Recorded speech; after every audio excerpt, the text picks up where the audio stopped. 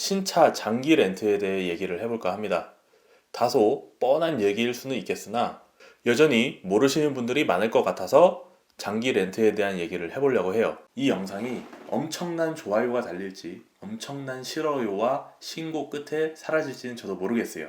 장기 렌트 광고 아닙니다. 장기 렌트 파는 사람도 아닙니다. 제가 아는 한도 내에서 솔직하게 얘기할게요.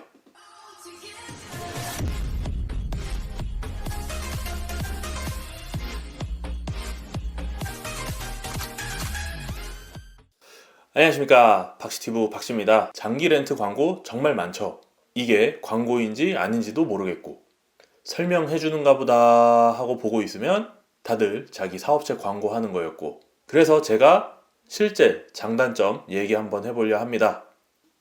그 전에 사업상 비용 처리와 건보료 얘기하는 영상들은 믿고 걸러주시면 되실 것 같아요.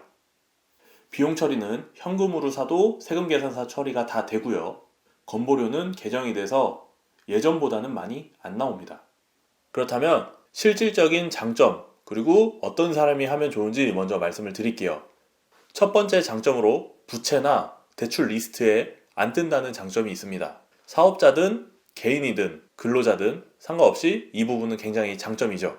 장기 렌트 같은 경우에는 리스나 할부와는 다르게 여신금융에 들어가지가 않습니다. 그래서 리스 같은 경우에는 리스를 이용하는 기간 동안 이용 금액이 대출이나 부채로 잡혀 있지만 렌트는 안 떠요. 아직까지는 자동차 관련한 금융 이용도 총 한도에 영향을 주고 있기 때문에 부동산이나 혹은 다른 대출을 계획 중이시라면 당연히 장기 렌트가 훨씬 더 유리하실 겁니다. 두 번째로는 집이나 회사로 과태료 혹은 범칙금, 고지서가 날아가지 않는다는 장점이 있습니다. 주차 단속 과태료나 아니면 범칙금 이런 거 집에서 받아보신 분들 다들 한 번씩은 있을 거예요. 그 시간에 내가 어디에 있었는지를 보여주는 셈인 거예요. 괜히 집에 날아가면은 배우자분들한테 잔소리 듣죠. 여긴 왜 갔니? 저긴 왜 갔니? 왜 가가지고 이런 거를 받아오니? 이런 얘기를 듣게 된단 말이에요. 그런데 분명히 배우자한테는 부산에 간다고 했는데 갑자기 그날 그 시간에 강릉에서 찍힌 고지서가 집으로 날라온다면 어떻게 될까요? 굉장히 큰일 납니다.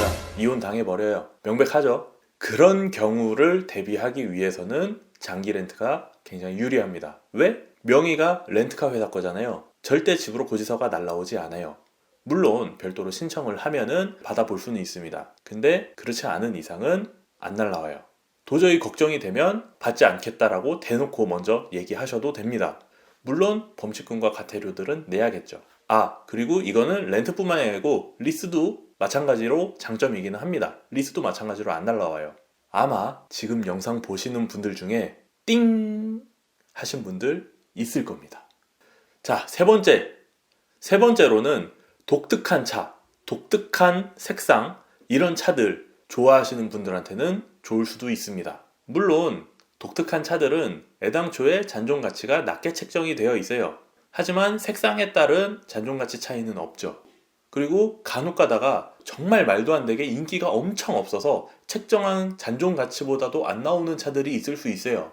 대표적으로 현대의 아슬란이나 프랑스 브레, 아무리 잔존 가치를 낮게 책정을 하더라도 오히려 중고차, 그 당시의 중고차 시세보다 잔존 가치가 높아버리는 수도 있습니다. 그래서 차를 정말 폐차할 때까지 타실 분이 아니라면 그런 좀 독특한 차량들은 장기 렌트를 해도 괜찮다라고 생각을 합니다. 왜냐면 반납을 해버리면 그만이니까요. 사실 장점은 이 세 가지 말고도 많이 있습니다. 하지만 지루해지니까 오늘은 세 가지만 얘기하고요. 바로 단점 혹은 이용해서는 안 될 사람들에 대해서 얘기해 볼게요. 첫 번째, 계약 기간 이후에 인수를 생각하고 있다. 이러면 절대 렌트는 권해드리고 싶지 않습니다. 큰일 납니다. 아니, 큰일은 아니고요. 호구돼요, 호구. 인수를 했다가 폐차할 때까지 타면 괜찮아요. 근데 대부분 그렇게 안 하죠. 중간에 팔아버려요. 근데 장기 렌트 같은 경우에는 분명히 영업용으로 분류가 됩니다. 렌트카 이력이 남아버려요. 이거를 중고차 시장에 내놓는다. 조회를 해보겠죠. 조회를 했는데 렌트카 이력이 있어. 그러면은 가격을 더 깎습니다. 왜냐면 다시 손님들한테 팔 때 손님들도 그걸 보게 되죠. 렌트카 이력을. 그러면 그걸 사는 사람 입장에서는 이 차가 진짜 그냥 누구나 막 탔던 렌트카인지 장기 렌트로 나갔던 차인지 구별을 못해요. 그렇기 때문에 웬만하면 같은 가격, 같은 옵션이라면 그 차를 선택하지 않습니다. 그러다 보니까 가격이 떨어질 수밖에 없어요. 그래서 만약에 인수를 생각한다. 그렇다면 그때는 장기 렌트를 하는 걸 권해드리지 않고 싶어요. 두 번째, 보험 관련해서인데요. 이건 단점이라기보다는 한번 생각을 해보실 필요가 있어요. 반은 엄청 좋고요. 반은 좋지 않아요. 뭐냐면 보통 광고하는 사람들, 뭐 나이가 어리거나 보험료 많이 나오는 사람들은 장기 렌트가 무조건 유리하다 이런 식으로 얘기를 하잖아요. 근데 분명히 장기 렌트도 만 26세 이하는 월 납입금이 또 올라가고요. 그리고 사고가 많은 사람들은 분명히 좋긴 좋아요. 그 견적만 보면. 근데 중요한 건 그렇지 않은 사람들도 있죠. 보험료가 엄청 낮게 나오는 사람들도 있습니다. 렌트 딱 끝나가지고 인수를 하거나 새로운 차를 살려고 하면은 새로 리셋이 돼서 다시 시작을 해야 되고요.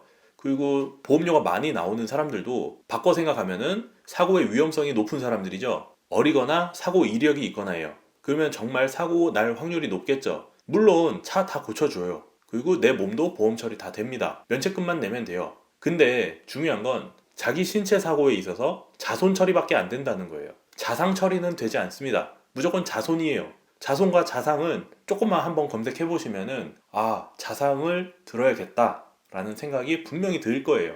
1년에 2만원, 3만원 차이밖에 안 나거든요. 근데 사고 한 번 나면은 굉장히 큰 차이가 나버립니다. 그렇기 때문에 그 부분도 한번 염두해 보실 필요가 있고, 자상에 대한 니즈가 있다. 그렇다면 장기 렌트는 다시 한번 생각해 보실 필요가 있을 것 같아요.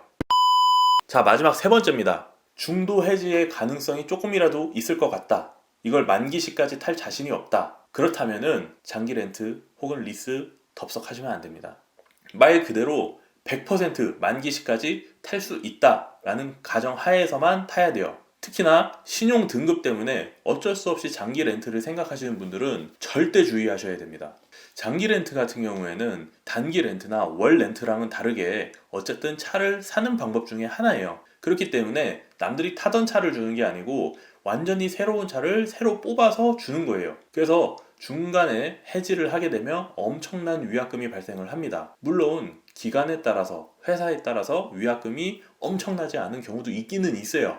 근데 특정 회사의 경우에 정말 징벌적이라고 할 수 있을 정도의 엄청난 위약금이 발생을 합니다. 근데 대부분 월 납입금이랑 이런 것들만 비교를 하지 위약금에 대해서 생각을 안 해보잖아요. 만기 시까지 타실 분들도 위약금에 대해서 한번 생각을 해보고, 해약 시, 중도 해지 시에 발생되는 위약금 혹은 중도 완납해서 중고차로 팔았을 때의 그런 비용들까지 한 번쯤은 비교해 보신 다음에 결정을 하시는 게 좋을 것 같고요. 혹시라도 지금 보시는 분들 중에 다 그런 거 확인해보고 나는 계약을 했다 하시는 분 있으면 혹시 댓글 한번 남겨주세요. 제 주변 사람들이 호구인지 아닌지 제가 궁금해서 그런 거니까.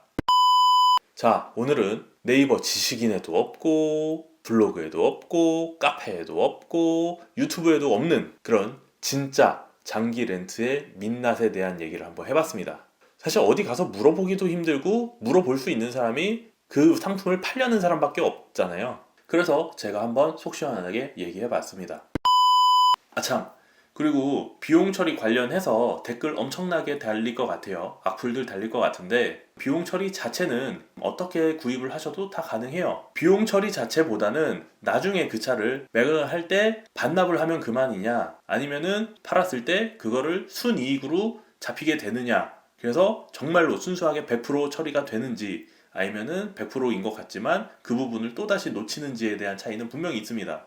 제가 왜 갑자기 그 얘기를 하냐면 분명히 그걸 가지고 악플을 달 사람들이 있기 때문인 거죠. 어쨌든 그런 것까지 생각을 하면 사업자 입장에서는 리스나 렌트를 이용하는 거가 유리한 거는 맞고요. 자세한 얘기나 이런 것들은 요 영상의 반응을 보고 다음 영상을 찍을지 말지 결정하도록 하겠습니다. 시청해주셔서 대단히 감사드리고 좋아요 꼭 좀 부탁드리겠습니다. 다음 영상에서 다시 만날게요. 안녕.